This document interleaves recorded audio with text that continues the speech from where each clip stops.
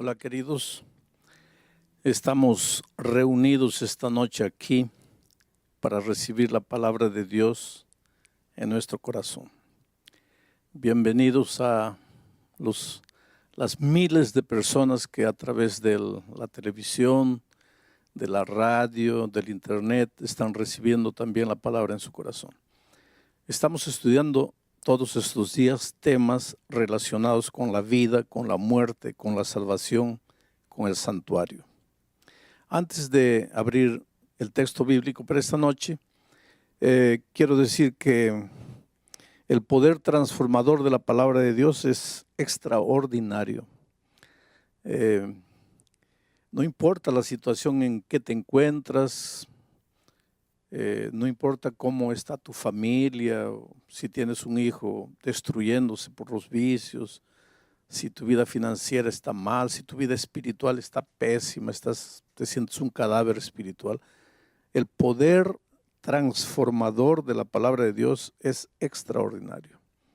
Y esta noche entra al tanque del bautismo Marta, porque ella quiere nacer de nuevo. Cuando esta noche, antes de entrar aquí, yo hablaba con ella y le decía que hoy día Dios recogía de sus manos la hoja llena de garabatos que ella escribió y le daba una hoja en blanco para escribir una nueva historia. Yo vi emoción en sus ojos. Este privilegio de nacer de nuevo es una cosa que no se puede describir con palabras.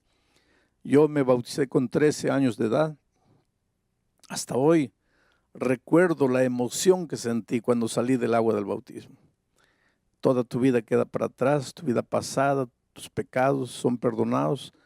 Mañana o pasado mañana vamos a estudiar el asunto del bautismo más detenidamente. Pero esta noche vamos a ver la entrega de Marta al Señor Jesucristo. Marta, tú no podemos decir que has sido una gran pecadora que estaba ahí en el fango del pecado, nada de eso. Pero tu vida era vacía. Buscabas un sentido para tu vida y lo has encontrado en Cristo Jesús. Conforme a la promesa bíblica, para que todos tus pecados pasados sean perdonados, para que nazcas a una vida nueva a través del agua. El pastor regalado, como ministro del Evangelio, por mandato bíblico, te bautiza en nombre del Padre, del Hijo y del Espíritu Santo. Amén.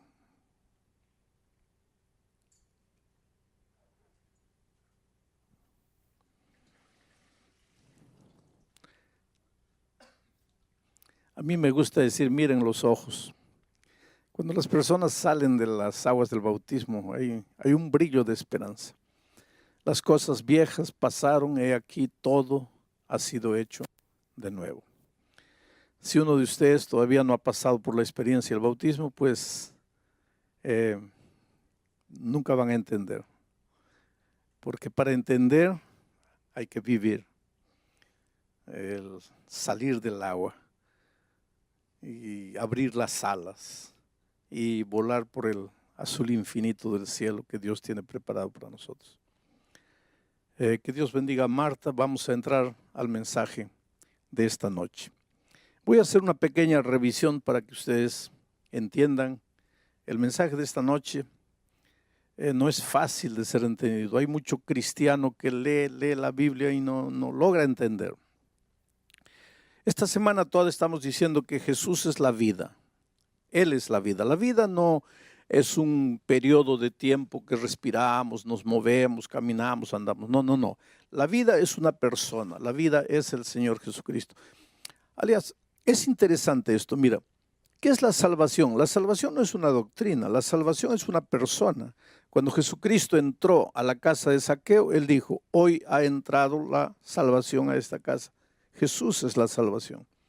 Si quieres ser salvo, no tienes que tratar de hacer nada. Si quieres ser salvo, tienes que vivir en comunión con la persona salvación y ya estás salvo porque Él es la salvación. Si quieres disfrutar de vida plena y si Jesús es la vida, pues no te separes de Jesús y vivirás la vida con sentido, la vida exuberante, la vida plena. ¿Qué es la justicia? Jesucristo o el profeta Jeremías, hablando de la venida del Mesías, dijo que en los días del Mesías Judá sería salvo, Israel estaría seguro, y este será el nombre por el cual lo llamarán Señor, justicia nuestra. Jesús es la justicia.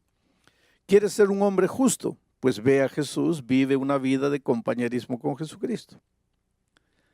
¿Qué es la verdad? Se filosofa tanto en la verdad. La verdad es relativa, la verdad es absoluta, que cada uno tiene su verdad. Ahora viene Jesucristo y dice, yo soy la verdad. ¿Quieres encontrar la verdad? Porque te digo una cosa, la verdad es cristalina, la verdad es limpia, pero la verdad es sana. La mentira engaña. Andar en la mentira es andar en la penumbra. Te tropiezas, te caes, sufres. Entrar a la verdad no es fácil, porque la verdad no te dice lo que tienes, lo que te gusta escuchar, lo que quieres oír. La verdad te dice la verdad. La verdad es como un espejo, no te esconde la realidad. Yo quisiera tener cabello, pero cuando voy al espejo, el espejo me dice la verdad. La verdad. Hay mucha gente que no se quiere confrontar con la palabra de Dios porque tiene miedo de la verdad.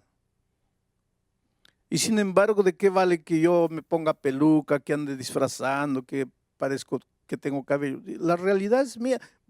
Tengo que aprender a ser feliz con mi realidad. Bueno, ¿qué es la verdad? La verdad es Cristo. Yo soy la verdad, dijo él. ¿Quieres andar en la verdad?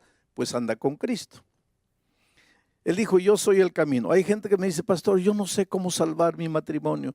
Pastor, yo no sé cómo educar a mis hijos. Pastor, yo no sé cómo pagar mis deudas. ¿No sabes cómo? Entonces necesitas encontrar el camino.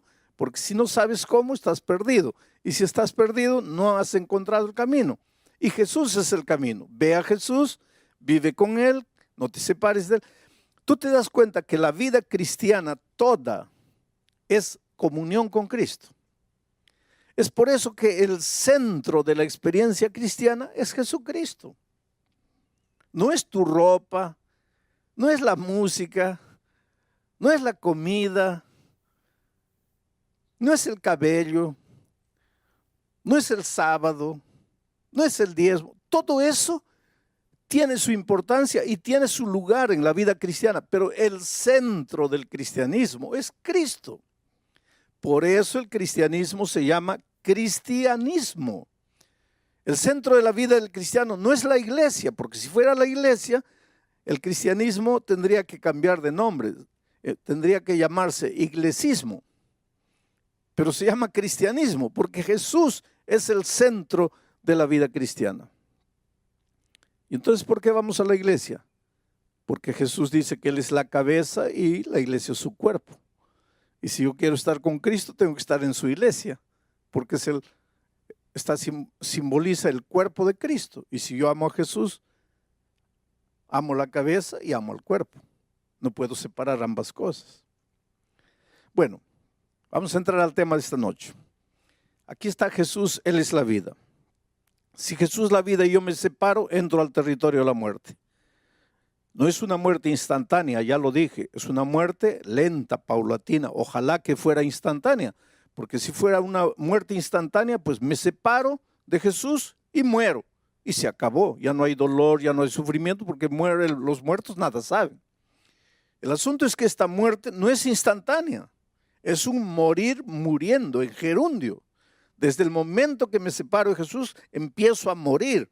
Muere mi familia, mi vida financiera, mi vida profesional, mi vida personal, mueren mis valores, mis virtudes. Y finalmente mueren las ganas de vivir y no quiero vivir más. Ahora un día me encuentro aquí desesperado, todo anda mal en mi vida, tengo ganas de matarme.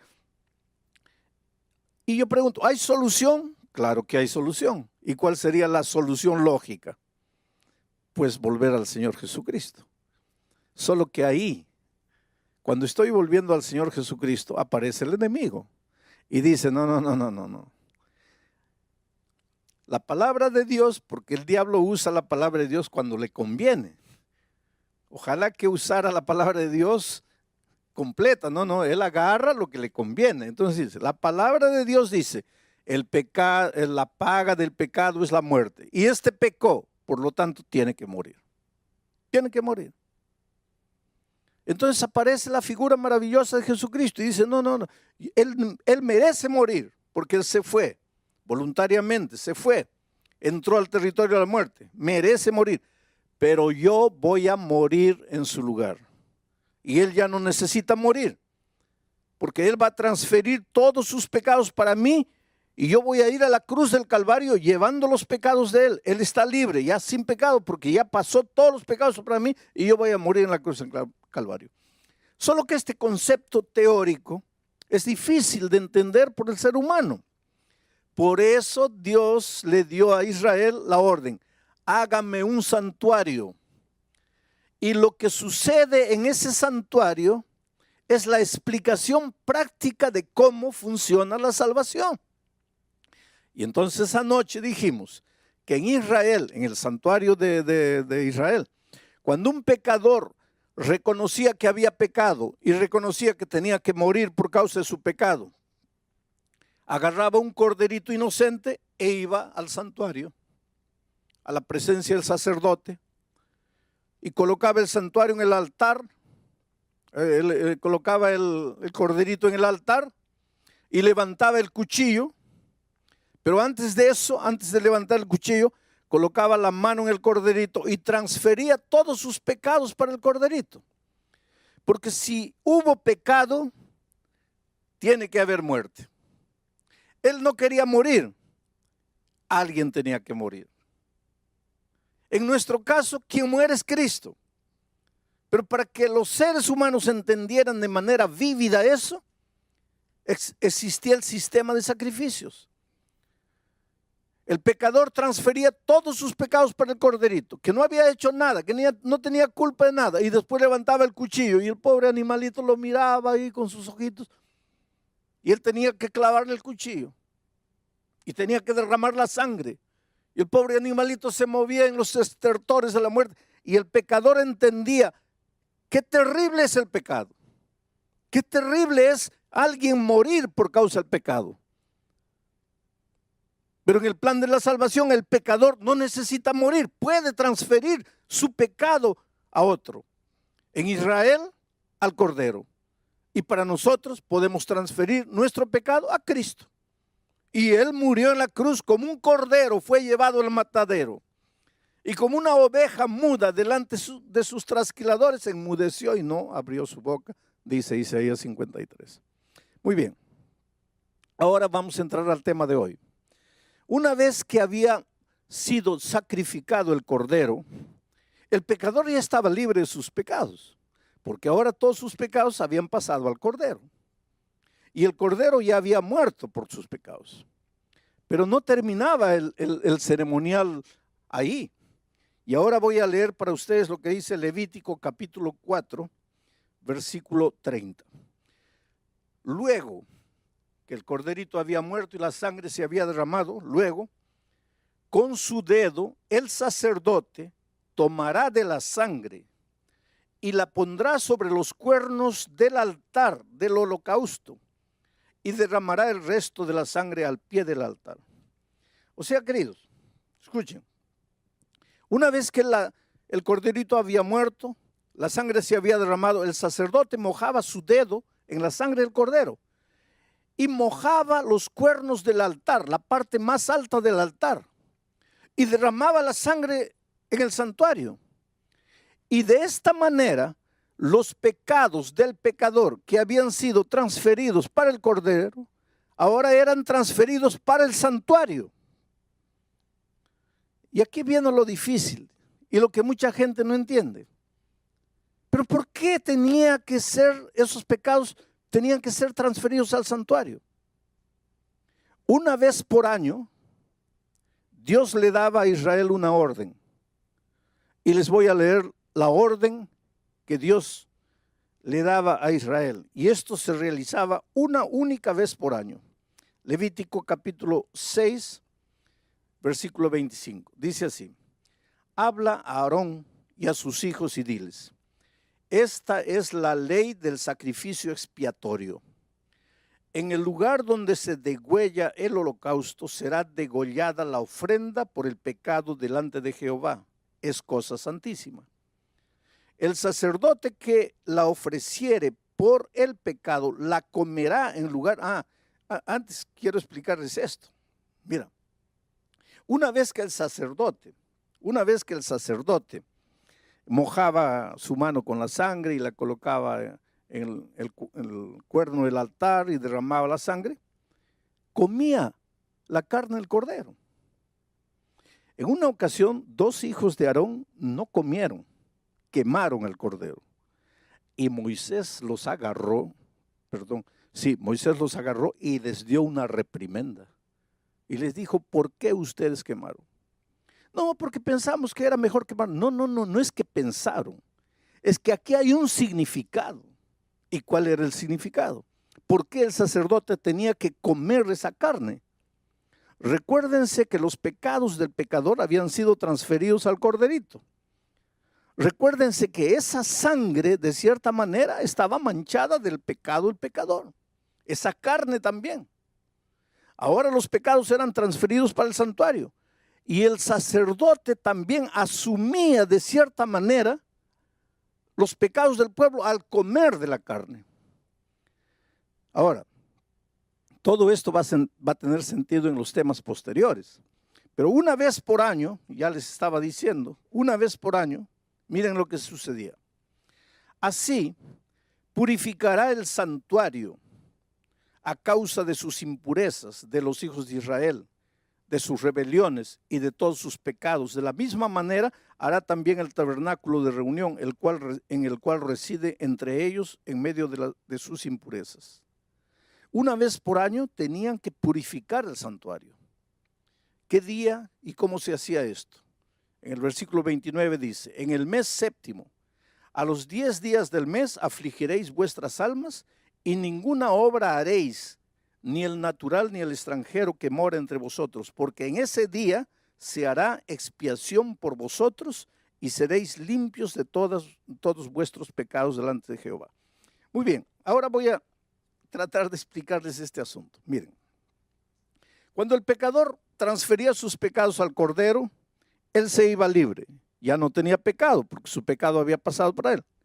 Ya no necesitaba morir él, porque el corderito moría en su lugar. Pero a través de la sangre del cordero, los pecados eran transferidos para el santuario. Los pecados no se evaporaban. No es porque él dijo, perdón, ya se hicieron humo. Los pecados estaban registrados, estaban manchados en el altar del santuario con la sangre del cordero. Y por eso Dios decía, y una vez por año tienen que purificar el santuario. Quiere decir, ¿qué significa purificar el santuario? Tienen que sacar el pecado del santuario y llevarlo a su verdadero origen.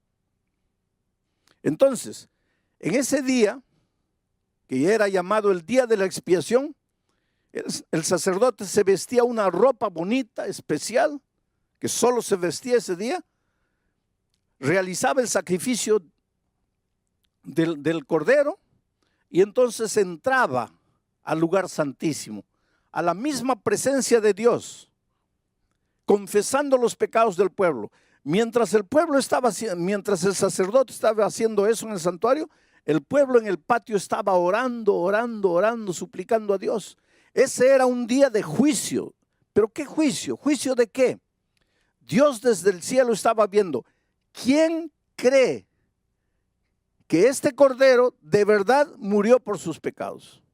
Porque una cosa es creer con la boca y otra cosa es creer con el ser entero. Por eso ese día era un día de investigación.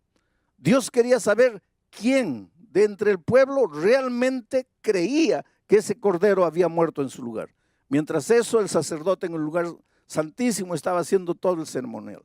Pero sucedía otra cosa. Ese día se traían 2 machos cabríos, cabra macho, 2 machos cabríos, se traían al santuario. Ahora miren, todo esto está escrito ahí, cuando ustedes tengan tiempo lean. Se escogía un macho cabrío para representar a Cristo. Era ese macho cabrío dedicado a Dios. El otro macho cabrío era dedicado a Azazel. Azazel era un símbolo de los demonios, del diablo, en realidad. El macho cabrío dedicado a Dios era sacrificado. Como todos los días, el animalito era sacrificado. Ese animalito simbolizaba al Cordero de Dios que un día iba a pecar el mundo, iba a limpiar el pecado del mundo. Ahora, después que se había hecho el ceremonial, miren esto interesante. El sacerdote transfería ahora él todos los pecados confesados de todo el año, de todos los israelitas, transfería esos pecados para el macho cabrío dedicado a Azazel y lo soltaba al desierto. Y el animal se iba por el desierto llevando simbólicamente todos los pecados y moría en el desierto, de hambre, de inanición, de sed, moría cargando todos los pecados de la humanidad. Y entonces mucha gente piensa y dice así, quiere decir que nosotros somos salvos por el diablo, porque ese macho cabrío simbolizaba al diablo. Quiere decir que nosotros somos salvos por el diablo, que el diablo se lleva finalmente nuestros pecados. No es así. Somos salvos por el sacrificio del Cordero de Dios que quita el pecado del mundo. Y entonces, ¿por qué el macho cabrío dedicado a Azazel se llevaba los pecados? Porque aunque los pecados ya fueron perdonados para el ser humano, hay un verdadero autor de todos los pecados. El que inventó el pecado, el padre de los pecadores, el que llevó a la humanidad toda a caer en el pecado, el que engañó a Adán y Eva, el que te engaña todos los días, el que quiere destruir tu vida, y ese es el diablo. Y finalmente, aunque Cristo nos salva por su gracia maravillosa, por el sacrificio del Cordero, el diablo tiene que asumir la responsabilidad final del origen del pecado. Y es por eso que ese macho cabrío era llevado y llevaba cargando simbólicamente los pecados confesados de todo el pueblo. No para hacer expiación por el pueblo, porque quien hacía expiación era el Cordero de Dios. Él llevaba porque finalmente era el responsable del origen de todos los pecados. Ahora yo sé que todo esto es un poco complicado, pero es lo que la Biblia dice y yo tengo que explicarlo de la mejor manera, de la manera más, miren que yo estoy saliendo de las complicaciones para tratar de explicarles de la manera más simple. Pero lo que realmente me importa esta noche es que tú eres precioso a los ojos de Dios. Es que Dios te ama y te voy a contar una historia de la vida real para ver cómo es el amor redentor de Dios y para mostrar que si un día te pierdes, va a ser únicamente porque quieres perderte, no porque caíste, porque caer todo el mundo puede caer, sino porque no creíste en el amor de Dios y en el poder transformador de Dios. Antonio era un muchacho de 14 años. Nunca conoció a su padre. Tenía un hermanito de 10 años, hijo del mismo padre. La madre, en su afán de poder educar a los hijos, de poder ayudar, se casó con un hombre perverso, un hombre malo, un alcohólico, que no trabajaba, solo bebía, golpeaba a la madre. La pobre madre trabajaba lavando ropa, salía de día, de mañana, volvía en la tarde cansada, trayendo el dinero que había trabajado y el hombre la golpeaba, le quitaba el dinero, se iba a beber. Era una vida de miseria y en ese ambiente Antonio fue creciendo, ya tenía 14 años. Hay una cosa interesante, queridos, los hijos crecen y eso es una cosa que nosotros tenemos que colocar en la cabeza, los hijos crecen. El otro día yo estaba viendo una pareja que había sido invitada a un matrimonio de estrellas de televisión y la pareja quería ir, habían sido invitados, pero tenían una pequeñita de 2 años y no tenían con quién dejar a la niña.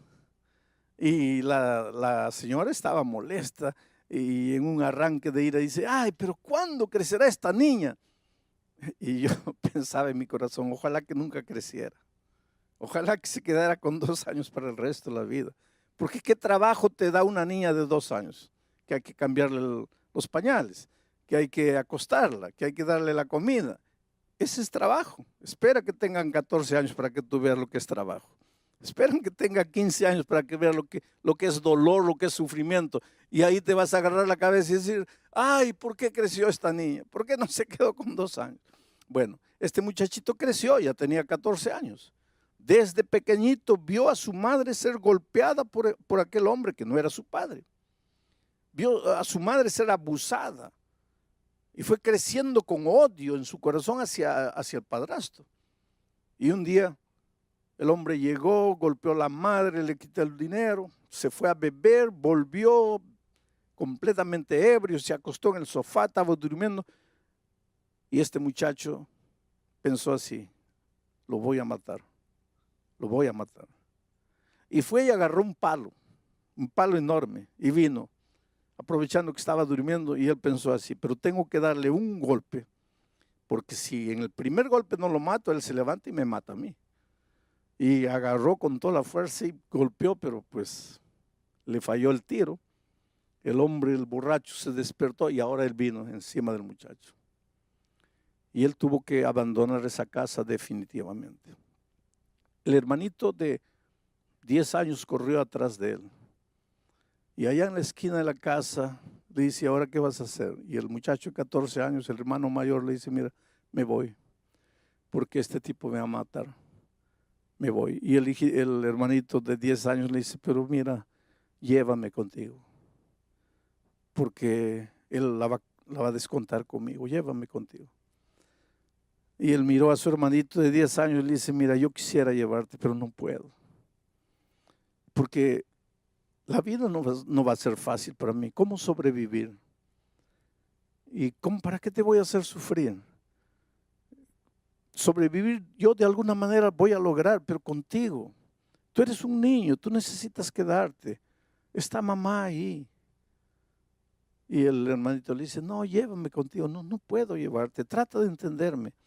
Y el muchachito comenzó a llorar y él comenzó a irse, viendo llorando a su hermano. Por favor, llévame, llévame. Y el hermano se fue. Y pasó miseria, comió basura, vivió en la calle mucho tiempo, hasta que un día llegó un crucero, un navío a su ciudad y se metió ahí de polizonte, sin que nadie supiera. Estuvo una semana en el barco, muriendo de hambre, sin comer, escondido en el depósito, hasta que un día lo descubrieron y lo llevaron al capitán. Y el capitán le preguntó, ¿y cómo entraste aquí? Y le dijo, te voy a arrojar ahora al mar. No, por favor. Entonces le dijo el capitán, mira, vas a ir a la cocina y vas a ayudar al cocinero, a los cocineros allá, a lavar platos, a pelar papas, ve allá. Y fue así que él conoció al chef del navío, un hombre ya de edad. Él le contó su historia. El hombre se compadeció del muchacho y le dijo, mira, yo te voy a enseñar a cocinar y nunca vas a pasar hambre. Y esta es una profesión que te va a dar mucho dinero. Y lo adoptó prácticamente como su hijo. Y lo fue cuidando y enseñando. Después, cuando llegaron a la ciudad, lo dejó ahí, pero después fue visitándolo, ayudándolo, enseñándolo. Y este hombre, este muchacho de 14 años continuó creciendo y se volvió un tremendo chef internacional, viajaba por el mundo todo, ganó algunos concursos, se llenó de dinero y decidió volver a su tierra, a México, a buscar a su madre, a su hermano. La madre había muerto, tuberculosa. Encontró a su hermano, una piltrafa humana, drogado, viciado. No era nada, era una cosa, era un objeto. Vivía en ese barrio con los drogadictos ahí. Y lo peor para él fue cuando el hermano le dijo, mira, ¿qué viniste a hacer hoy día? ¿Quieres ayudarme? Un día yo te supliqué Un día yo te imploré que me llevaras contigo y no quisiste. ¿Qué vas a hacer ahora por mí? Y cuando yo pienso en lo que Jesucristo hizo por nosotros, yo conocí a este muchacho Antonio. Y cuando me contó su historia me dice: pastor, mientras mi hermano viva allá donde vive, en medio de la basura, yo jamás voy a poder ser un hombre feliz. Yo estoy muriendo por dentro.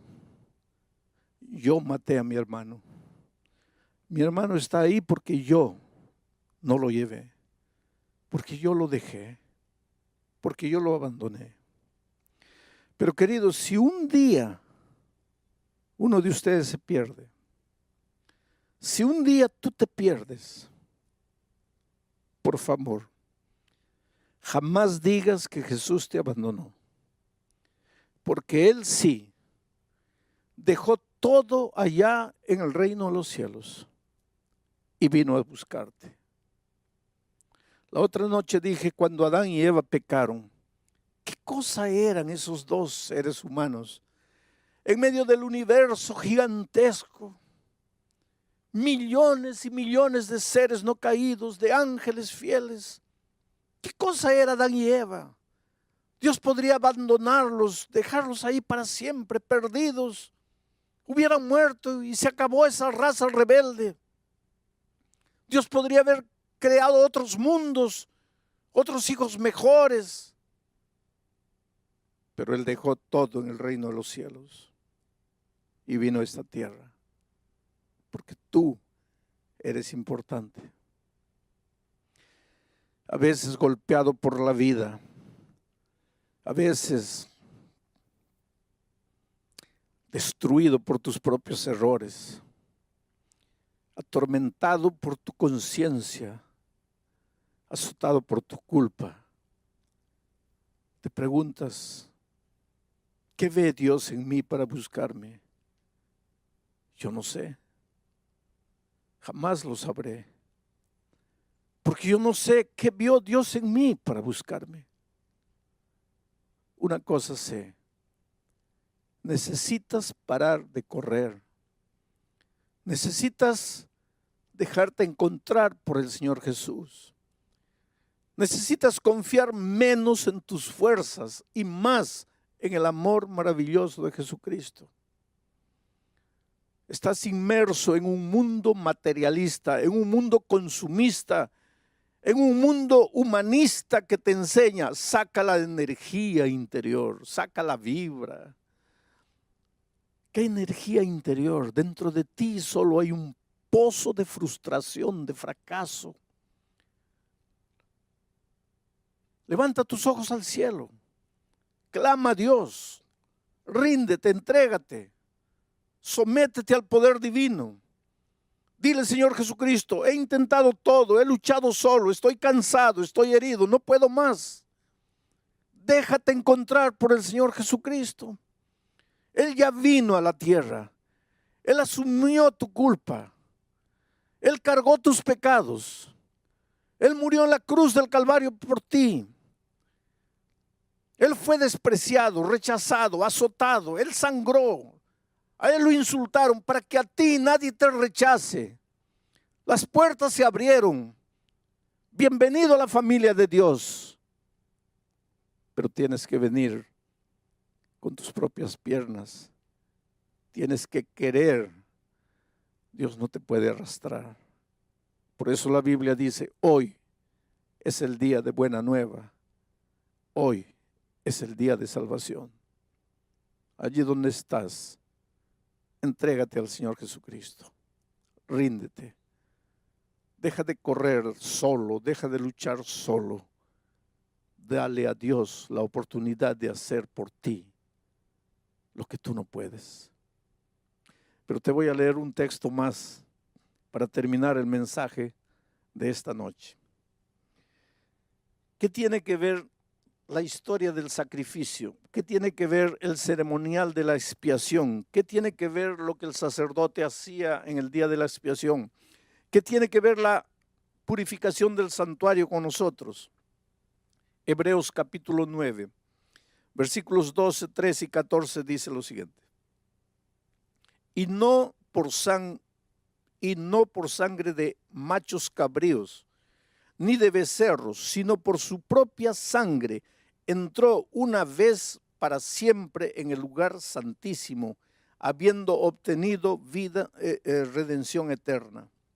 Porque si la sangre de los toros y de los machos cabríos y las cenizas de la becerra, rociadas a los inmundos, santifican para la purificación de la carne, cuanto más la sangre de Cristo, el cual mediante el Espíritu eterno se ofreció a sí mismo sin mancha a Dios, cuanto más limpiará vuestras conciencias de obras muertas para que sirváis al Dios vivo.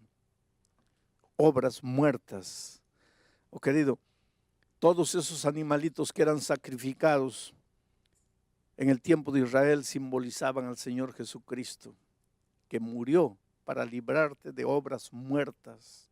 El otro día una señora en los Estados Unidos me decía, pastor, parece que mis manos están malditas, todo lo que toco destruyo, el dinero no me alcanza para nada.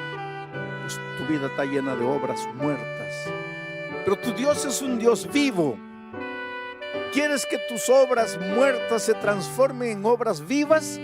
Pues entrégate al Dios vivo, ríndete al Dios vivo, acepta al Dios vivo. Te digo en el nombre de Jesucristo esta noche, no hay nada que Dios no pueda hacer en tu vida. Puedes estar en el fondo del pozo, de allí el Espíritu de Dios te sacará. Puedes haberte ido al lugar más distante, en el desierto del pecado de esta vida. Puedes estar muriendo, agonizando, sin valores, sin familia, sin respeto propio. Pero si de ahí clamas, el poder de Dios te alcanzará y te traerá de vuelta. En este momento, entrégate al Señor Jesucristo donde estás.